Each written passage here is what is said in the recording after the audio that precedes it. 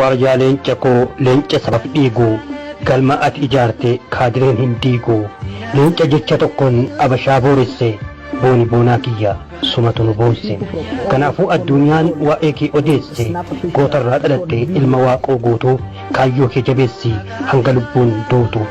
gootarraa dhalatte ilma taaddee birruu qabsoo kee jabeessi hanga lubbuun jirtu gootarraa dhalatte ilma Ilimoo Qilxuu yaa Jawaar kiyya asheeta biqiltuu gootarraa dhalatte ilma Abbishee Garbaa jabaadhu korma koo wantunduu ni darbaa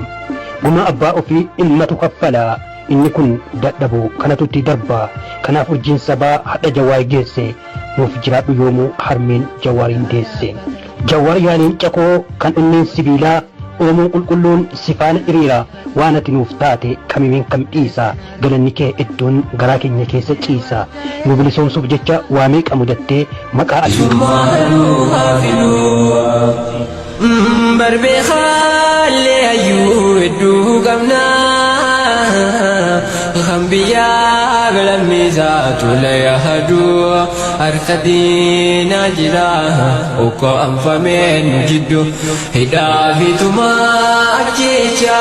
nurraa kaasuul goojarri hin baddu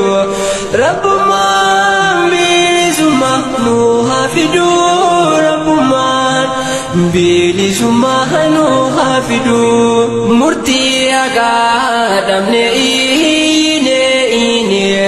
mootummaan qabroomsaan nuuf hin tahane birmadhu minu yaa rabbi bilisummaan nu dhaqqabiye birmadhu minu yaa rabbi bilisummaan nu dhaqqabiye